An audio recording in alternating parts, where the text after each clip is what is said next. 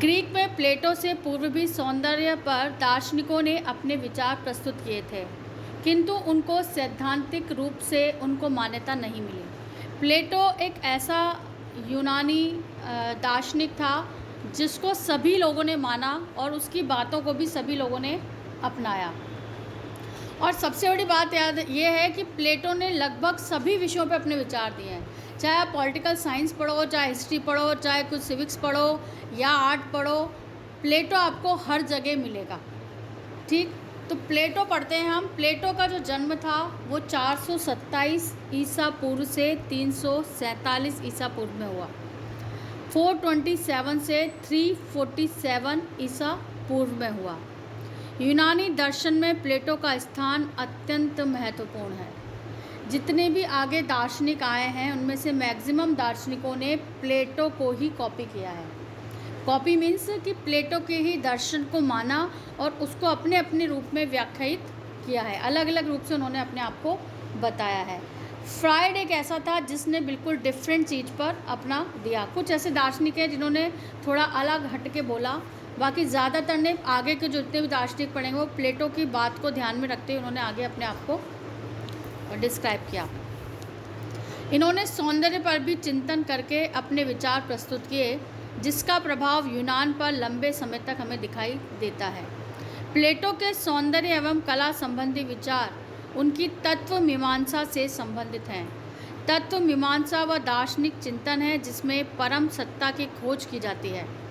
तत्व मीमांसा के अनुसार अंतिम तत्व नित्य, स्थायी, अपरिवर्तनशील है, जो सभी घटनाओं का आधारभूत सार है।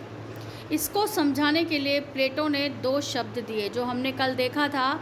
2 शब्द दिए। इसने कहा कि जो भी सत्य है, कुछ चीज़ें ऐसी हैं, तत्व मीमांसा को इसने ऐसा कहा कि कुछ ऐसी चीज़ें हैं जो सर्वव्यापी हैं, अपरिवर्तनशील हैं और कभी ख़त्म नहीं होती हैं। इसको इसने 2 तरीके से 2 वर्ड्स विशेष इसने लिए हैं। ये कई बार शॉर्ट क्वेश्चन में पूछ लेते हैं। एक तो उन्होंने लिया है प्रत्यय और दूसरा लिया है इन्होंने वर्ड विशेष। प्रत्यय और विशेष क्या है?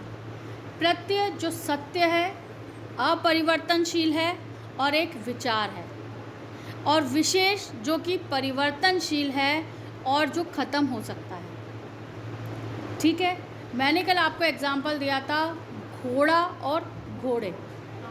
घोड़ा एक यूनिवर्सल सत्य है, वो ख़त्म नहीं हो सकता, वो मर नहीं सकता, वो परिवर्तन नहीं हो सकता। घोड़ा गधे में नहीं बदल सकता, घोड़ा घोड़ा ही रहेगा, लेकिन घोड़े बदल सकते हैं। घोड़े हम किसको कहते हैं? Number of horses. ठीक है, वो अलग अलग रंग के हो सकते हैं, अलग अलग जाति के हो सकते हैं, अलग अलग साइज़ के हो सकते हैं। तो जो दुनिया में नहीं बदलता, जो अपरिवर्तनशील है, जो सत्य है, वो क्या कहलाता है? प्रत्यय। और जो परिवर्तनशील है और जिसका विनाश भी हो सकता है, वापस वो रिक्रिएट हो सकता है, वो क्या कहलाता है? विशेष। क्लियर हो गया आपको? प्रत्यय अरूप, अदृश्य और परम सत्य है। यह अपरिवर्तनशील और इंद्रिय बोध की सीमा से परे है। इंद्रिय बोध यानी हम जो दिमाग में सोचते हैं या हम जो अपनी इंद्रियों से सोच रहे हैं, उससे बिल्कुल डिफरेंट चीज़ है, जो कि एक यूनिवर्सल चीज़ है, जिसका ज्ञान केवल प्रज्ञा ही कर सकती है, केवल हमारी बुद्धि। प्रज्ञा यानी बुद्धि। ठीक है, प्रत्यय मूर्त शरीर है और विशेष उसकी प्रति छाया। यानी प्रत्यय तो मेन हो गया घोड़ा, और घोड़े क्या हो गया? उसी की छाया। गाय यूनिवर्सल है, गाय क्या है? विशेष है। ये एग्जाम्पल इन्होंने इसमें दे रखे हैं जो मैंने बोले हैं। अब नेक्स्ट टॉपिक है हमारा सौंदर्य शास्त्र पर प्लेटो के विचार। प्लेटो के अनुसार सुंदर, शिव और सत्य एक ही है। ये किसी और ने भी दी थी हमारे डेफिनेशन। हाँ, सत्यम शिवम सुंदरम, यानी जो सत्य है वो शिव के समान है और शिव हमेशा सुंदर है। तो प्लेटो ने भी क्या कहा था? कला सत्य की अनुकृति है, उसमें नैतिकता हो तो वो सुंदर है, सत्य है और शिव के समान है। सुंदर होने के लिए वस्तुओं को सौंदर्य की आवश्यकता होती है। सौंदर्य अपरिवर्तनशील है, जबकि वस्तु क्या है? परिवर्तनशील है। आवश्यक नहीं कि कोई सुंदर वस्तु सदैव सुंदर लगे। जरूरी नहीं है कि हमेशा कोई सुंदर दिखने वाली चीज़ सुंदर हो। हम सुंदर वस्तुओं में रुचि न दिखाकर सौंदर्य में रुचि दिखाते हैं। सुंदर वस्तुएं अनेक हो सकती हैं किंतु सौंदर्य एक है। सुंदर वस्तुएं विशेष हैं और सौंदर्य क्या है? प्रत्यय है। सौंदर्य क्या है? प्रत्यय है, यानी हर एक व्यक्ति के अंदर कुछ न कुछ ऐसी खूबी होती है, ऐसा सौंदर्य विद्यमान होता है जो अपरिवर्तनशील होता है। लेकिन आपका बिहेवियर, आपका नेचर बदल सकता है, आपका रंग रूप बदल सकता है। वो क्या कहलाता है? विशेष। क्योंकि हमारे देखने का जो नज़रिया है, अगर मेरी देखने का जो नज़रिया है वो मैं अगर सब में सौंदर्य को देखने लगूंगी, चाहे काला हो, चाहे टेढ़ा हो, चाहे मेढ़ा हो, चाहे कैसा भी व्यक्ति हो, तो वो अपरिवर्तनशील है क्योंकि मेरे मन के अंदर सौंदर्य विद्यमान है। लेकिन जब हम विशेष किसी चीज़ को देखकर सौंदर्य पे अपनी प्रतिक्रिया देते हैं कि भाई ये सुंदर है, ये खराब है, ये काला है, ये गोरा है, ये टेढ़ा है, ये मेढ़ा है, तो वो अपरिवर्तनशील है। वो क्या हो गया? विशेष हो गया। क्लियर हो रही है बात?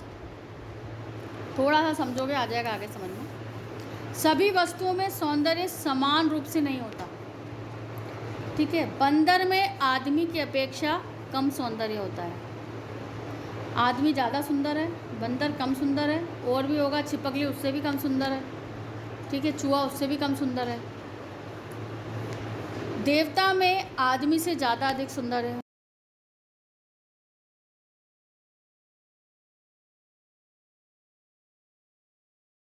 अलग क्राइटेरिया होता है। ऐसे मनुष्य में भी सौंदर्य का अलग अलग क्राइटेरिया होता है। सबके अंदर कोई ना कोई ऐसी खूबी होती है जो उसके सौंदर्य को व्यक्त करती है। यहाँ सौंदर्य केवल बाहरी नहीं है। हालांकि प्लेटो दार्शनिक पाश्चात्य थे, लेकिन फिर भी कहीं ना कहीं आंतरिक सौंदर्य व्यक्ति का अपनी सोच पर भी निर्भर करता है। इस प्रकार सौंदर्य का प्रस्फुटन सोपानवत होता है। सोपानवत का मतलब होता है सीढ़ियाँ, यानी कि ऊंचा, ज़्यादा, कम कम कम, इस तरह से हम सौंदर्य को काउंट कर सकते हैं। जिसमें जितना अधिक सौंदर्य या प्रतिबिंब होगा वह सत्य के उतने निकट होगा। या तो यूँ कह सकते हैं कि जितना सत्य होगा उतना सौंदर्य होगा, और जिसमें जितना सौंदर्य होगा वो उतना सत्य होगा। इस प्रकार सौंदर्य की व्याख्या 3 प्रमुख विशेषताएं होती हैं। पहला, सौंदर्य ही वस्तुओं की सुंदरता का कारण है। यानी हमारे मन के अंदर सौंदर्य है तो हमें वस्तु सुंदर लगेगी, वरना हमें जलेबी भी पसंद नहीं आएगी कि जलेबी से शुगर होती है, हम उसमें 10 चीज़ें ढूंढ लेंगे। काजू कतली समझ में नहीं आएगी, सफ़ेद है, उस पर वर्क चढ़ रही है, मैं नहीं खाऊंगी। क्योंकि हमारे मन के अंदर सौंदर्य है तो हर वस्तु हमें सुंदर दिखाई देगी। तो सौंदर्य ही वस्तुओं का सुंदर दिखने का कारण है, पहला। दूसरा, इन्होंने कहा है कि समस्त सुंदर वस्तुएं एक ही सौंदर्य को अलग अलग प्रतिबिंबित करती हैं। यानी कि क्या मतलब हुआ कि सुंदर वस्तुएं हैं, बहुत सारी सुंदर वस्तुएं हैं। जैसे एग्जाम्पल के लिए फ्लावर्स हैं, डिफरेंट तरह के फूल हैं। गुलाब का फूल है, सुंदर दिखता है। बोगनविलिया का फूल है, सुंदर दिखता है। मोगरे का फूल है, सुंदर दिखता है। पर सबसे सुंदर कौन सा दिखता है? गुलाब। व्यक्ति सबसे, अगर गुलाब का झुंड होगा तो गुलाब के ऊपर ही कूदेगा, गुलाब को ही प्रेफर करेगा। उसके बाद मोगरा, फिर बोगनविलिया, उसमें स्मेल ही नहीं आती है, या गेंदा, या जो भी आप क्राइटेरिया बात। तो सोपानगत इसके अंदर एक जैसी सुंदर वस्तुओं में देखने का हमारा प्रतिबिंब और समझने का प्रतिबिंब हमारा अलग अलग होता है दूसरी चीज़ों को। तीसरा, वो कहते हैं कि सौंदर्य किसी वस्तु में संपूर्ण रूप से व्यक्त नहीं होता। हम मानते हैं कि गुलाब बहुत सुंदर है, लेकिन फिर भी उसमें कांटे तो हैं, तो संपूर्ण रूप से सौंदर्य अभिव्यक्त नहीं हो पाता। अब सौंदर्य, पहला हमारा हो गया सौंदर्य शास्त्र, प्लेटो के विचार। अब प्लेटो ने क्या कहा है? सौंदर्य को उन्होंने उपयोगिता से जोड़ा है। उन्होंने ये जोड़ा है कि हम सौंदर्य तो मान रहे हैं कि भाई व्यक्ति सुंदर है, वस्तु सुंदर है, लेकिन अगर वो उपयोगी नहीं है तो उसमें काहे का सौंदर्य? कोई आदमी है, कोई लेडी है, कोई लड़की है, कोई भी व्यक्ति हुआ, उसकी आंखें बहुत खूबसूरत है। हमने पढ़ा था सादृश्य में, मृग नैनी बादाम की जैसी बड़ी बड़ी सुंदर आँखें, लेकिन अगर वो देख नहीं सकती हैं तो उसमें काहे का सौंदर्य? मतलब यूजलेस है वो, किसी की छोटी छोटी आँखें हैं लेकिन वो देख सकती हैं, तो वो ज़्यादा उपयोगी है। यहाँ पर प्लेटो बोलता है कि सौंदर्य में अगर बड़ी आँखें हैं, खूबसूरत आँखें हैं, या आपका बहुत सुंदर फेस है, आप बोल नहीं सकते हो, सुन नहीं सकते हो, तो वो उपयोगी नहीं है आपके लिए, तो उसमें सौंदर्य नहीं है। ऐसी कोई भी वस्तु अगर बहुत सुंदर दिख रही है और उपयोगी नहीं है तो सौंदर्य नहीं है। ये उपयोगिता के आधार पर उन्होंने सौंदर्य को डिफाइन किया है। किसने किया है? प्लेटो ने। ठीक है, नेक्स्ट टॉपिक हमने पढ़ लिया था कि सौंदर्य सोपानवत है। सौंदर्य पे उनके विचार है कि सौंदर्य में उपयोगिता होनी चाहिए। सौंदर्य सोपानवत है, यानी कि सीढ़ियों से, किसी में ज़्यादा, किसी में कम, किसी में कम, इस तरह से हम सौंदर्य का मापन कर सकते हैं। नेक्स्ट है प्लेटो की कला। प्लेटो ने काव्य व कला को एक साथ जोड़कर व्याख्या की है। प्लेटो ने कहा है कि जिसमें निर्माण की प्रक्रिया हो वही कला है। निर्माण की प्रक्रिया यानी क्रिएट करने का जिसमें गुण हो, सृजन करना। हम क्या करते हैं? हम क्ले से बना रहे हैं, हम पेंट कर रहे हैं, हम कुछ भी कर रहे हैं, हम क्या कर रहे हैं? निर्माण कर रहे हैं। तो जिसमें निर्माण की कला हो, निर्माण करने की क्षमता हो, वही क्या कहलाती है? कला कहलाती है। इनके अनुसार कला के निम्न गुण हैं। कौन कौन से गुण हैं? मानव जीवन का अनुकरण, जीवन से संबंधित हो, जो कि लाभ मिले मानव को। अनुकरण कर रहे हैं तो अनुकरण करें मानव, और लेकिन मानव को उससे लाभ मिले, क्योंकि आप हमेशा ध्यान रखिए प्लेटो ने नैतिकता पे बल दिया है। दूसरा है दिव्यता की झलक हो, यानी उच्च विचार हो उसके अंदर, कला के अंदर। तीसरा सत्य का उदात्त रूप, यानी सौंदर्य का विशाल स्वरूप उसके अंदर होना चाहिए। और सौंदर्य को उसने उपयोगिता से जोड़ा है, यानी कि बहुत सुंदर व्यक्ति हो ना हो, लेकिन उसकी उपयोगिता होना बहुत ज़रूरी है। सौंदर्य का अंकन होना चाहिए, हमें जो भी वस्तु बनाए वो सुंदर बनाए, ऐसी बनाए जिससे समाज को अच्छा संदेश मिले, कोई भी कुरूप या कोई भी गलत चीज़ ना बनाए। और आनंद व अनुभूति, और ऐसी कला बनाए जिससे प्रत्येक व्यक्ति को आनंद का अनुभव हो। ये इसकी कला के विचार थे। इन्होंने 2 पुस्तकें लिखी हैं, बुक्स लिखी हैं, एक तो फेडरस और दूसरा रिपब्लिकन। ये ध्यान रखिएगा, पूछ ली जाती है प्लेटो की बुक्स के नाम, या रिपब्लिकन किसने लिखी है और फेडरस किसने लिखी है, तो ये ध्यान रखिएगा। बुक्स आगे के दार्शनिकों ने भी कई बुक्स लिखी हैं, तो सब बुक्स को आप एक साथ सीक्वेंस में लिखें। कला की व्याख्या करते हुए प्लेटो कहते हैं कि कला केवल आनंद दामिनी ही नहीं, वरन राष्ट्र एवं मानव जीवन के लिए उपयोगी होनी चाहिए। भाई इन्होंने जो 4-5 पॉइंट बताया उसमें आनंद की अनुभूति भी होनी चाहिए, लेकिन आनंद की अनुभूति के साथ साथ वो समाज और राष्ट्र को एक अच्छा संदेश देने वाली भी कला होनी चाहिए। अपने हिसाब से नहीं होनी चाहिए, जो आजकल हम कुछ भी बना लेते हैं, आर्टिस्ट लोग कुछ भी बना लेते हैं। ऐसी कला होनी चाहिए जो समाज को, राष्ट्र को कुछ दे सके और उनको आनंद की अनुभूति करा सके। प्लेटो आगे अपनी पुस्तक रिपब्लिक में लिखते हैं कि जो कला अश्लीलता की अभिव्यक्ति करती है वह हमारी आत्मा की शत्रु है। प्लेटो ने इन विचारों के कारण यूनान में हमें कहीं भी कला में अश्लीलता, घृणास्पद, उत्तेजक और अशुभ विचारों का अंकन नहीं मिलता। आपने अगर 3rd ईयर में पढ़ा होगा तो यूनान की कला पढ़ी थी आपने। यूनान की कला जो है वो प्लेटो के कहीं ना कहीं आपको मिलेगी। 15वीं शताब्दी की कला भी आपको दिखेगी। हालांकि उन्होंने न्यूड फिगर्स बनाए हैं, लेकिन उन न्यूड फिगर्स के अंदर भी, मतलब मूर्तियों के अंदर भी अश्लीलता और भड़काऊपन नहीं है। उन्होंने मानव के सौंदर्य को दिखाने का प्रयास किया है, जो सत्य है उसको दिखाने का प्रयास किया है। कहीं भी अश्लीलता दिखाई नहीं देती यूनान की कला के अंदर। ठीक है, क्यों? क्योंकि उसमें नैतिकता है। तो ये कला से संबंधित प्लेटो के विचार, कोई कन्फ्यूज़न। नेक्स्ट है अनुकरण का सिद्धांत। कला सत्य की अनुकृति है, यानी अनुकरण है, यानी कॉपी है। प्लेटो कहते हैं कि प्रत्येक जाति या वर्ग का अपना प्रत्यय होता है, यानी हर एक, जैसे ब्राह्मण है, बनिया है, जैन है, तो हर एक व्यक्ति का प्रत्यय है।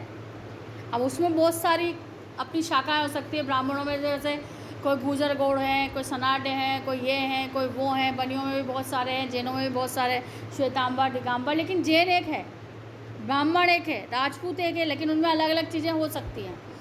तो जाति धर्म भी क्या है? प्रत्यय है। ठीक। जैसे अनेक चारपाई, मेज, घोड़ा, कुर्सी, फूल आदि होते हैं, उन्हें हम इसलिए पहचान लेते हैं कि उनका प्रतिबिंबित रूप हमने कहीं ना कहीं देखा हुआ होता है। अगर हमने सोचे कि हमने कभी मेज देखी ही नहीं, तो हम मेज बनाएंगे कैसे? हम नहीं बना सकते। तो उन्होंने ये बोला है कि अनुकरण करता है कलाकार। प्लेटो ये कहते हैं कि कला की सत्य की अनुकृति करो, कॉपी करो। तो कलाकार का काम क्या है? केवल अनुकरण करना। कलाकार केवल अनुकृति बनाता है, अपना दिमाग नहीं लगाता है। मैंने पहली डेफिनेशन में आपको बताया था प्लेटो और अरस्तू की डेफिनेशन, डिफरेंसेस क्या थे। यहाँ अब अपन डिटेल में पढ़ रहे हैं। उन्हें हम इसलिए पहचान लेते हैं क्योंकि हमने उन्हें कहीं ना कहीं देखा हुआ होता है। इसलिए प्लेटो ने कला को मात्र अनुकृति कहा है कि आर्ट जो है केवल कॉपी है और कुछ भी नहीं है। प्लेटो अनुकृति का अर्थ जैसा है वैसा ही अनुकरण लेते हैं। यहाँ पर चित्रकार अपनी चित्राकृति में जो चारपाई बनाता है उसका आधार बढ़ई द्वारा निर्मित चारपाई है, जो स्वयं एक अनुकृति है। इस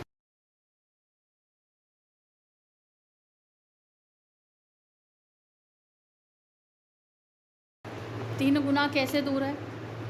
प्लेटो ने कहा है कि कलाकार का ज्ञान अप्रभावित है। कलाकार ने जो वस्तु या विचार अपनी कलाकृति में अभिव्यक्त किया है उसका उसे पूर्ण ज्ञान नहीं होता। प्लेटो कहते हैं कि कलाकार प्रकृति के समक्ष दर्पण रखने के अतिरिक्त तो कुछ भी नहीं करता, किंतु इन्होंने कलाकार की तुलना चुंबक से की है। उसकी कला में चुंबकीय आकर्षण होता है। प्लेटो इस बात का भी समर्थन करते हैं कि कला आनंददायक है। इन्होंने 3 प्रकार का आनंद बताया है। एक मतलब कला से किस प्रकार का आनंद मिलता है? ऐन्द्रिक आनंद, जो हमारी इंद्रियों को मिलता है, देखना, सुनना, करना, काव्य को हम सुनते हैं। बौद्धिक आनंद, बुद्धि का आनंद मिलता है। और आत्मिक, एक आंतरिक आनंद की हमें अभिव्यक्ति होती है। अब इन्होंने क्या चीज़ बताई है? कलाकार कला से 3 गुना दूर रहता है। कैसे रहता है? उन्होंने कला के 3 प्रकार बताए हैं। इन्होंने बोला कि पहला कलाकार जो है, कलाकार के 3 चीज़ें बताई हैं कि पहला कलाकार कौन है? ईश्वर, जिसने इस पूरी सृष्टि को, इस प्रकृति को रचा। दूसरा कलाकार इसने किसको बोला? बढ़ई, यानी अगर बड़े कुर्सी, मेज या चारपाई नहीं बनाए तो हम कभी देखे ही नहीं।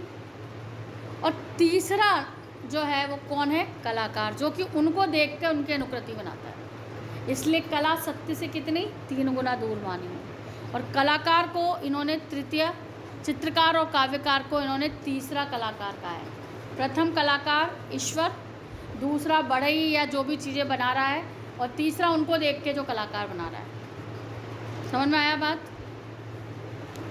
तृतीय कलाकार काव्यकार या चित्रकार है। ये ना तो बढ़ई या शिल्पी की तरह वस्तु का निर्माण कर सकते हैं, न ही उपयोग व अनुकृति की भी अनुकृति करता है। इस कला को वस्तु अनुकृति की कला कह सकते हैं। प्लेटो ने अपनी पहली पुस्तक रिपब्लिकन में कहा था अश्लील कला नहीं होनी चाहिए। दूसरी पुस्तक उसकी फेडरस थी, उसमें उसने क्या कहा था? फेडरस नामक पुस्तक में उसने इस प्रकार मनुष्य बताए हैं, जिसमें उसने कलाकार को कौन सा स्थान दिया है?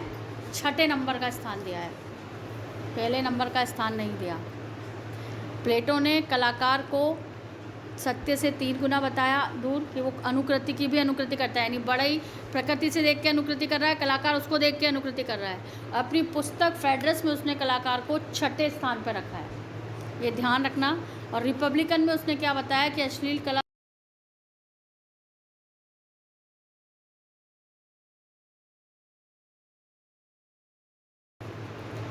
6ठे स्थान पर रखा है। प्लेटो ने कलाओं में संगीत कला को सबसे उत्तम माना है। ये भी एक क्वेश्चन है, सबसे उत्तम किसको माना है? संगीत को। और भरत मुनि ने किसको माना था? नाटक को। संगीत में मधुर ध्वनियाँ उत्पन्न होती हैं जो हमारी आत्मा को सर्वाधिक प्रभावित करती हैं। संगीत कला को श्रेष्ठ मानते हुए भी प्लेटो ने नैतिकता व उपयोगिता को यहाँ पर भी बख्शा है, नहीं है। मतलब उन्होंने कहा है कि संगीत में भी अश्लीलता नहीं होनी चाहिए, किसी में अश्लीलता नहीं होनी चाहिए। प्लेटो ने कला को मात्र अनुकृति कहा है। प्लेटो ने अनुकरण का अर्थ यथातथ्य चित्रण से लगाया है। कलाकार कोई मौलिक सृजन नहीं कर सकता, इस पर उन्होंने कोई विचार नहीं किया।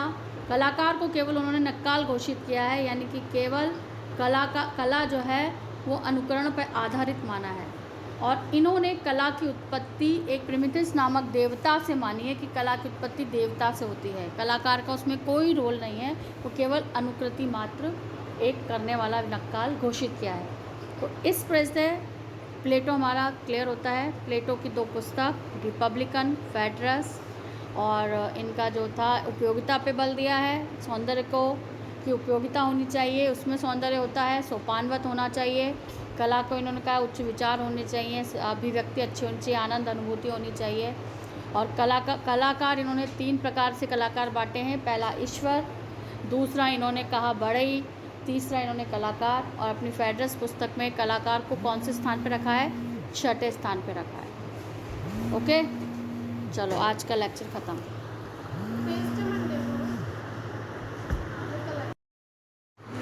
पता नहीं वो रिकॉर्डिंग हुई कि नहीं, फ़ोन आ गया बीच में ऊपर।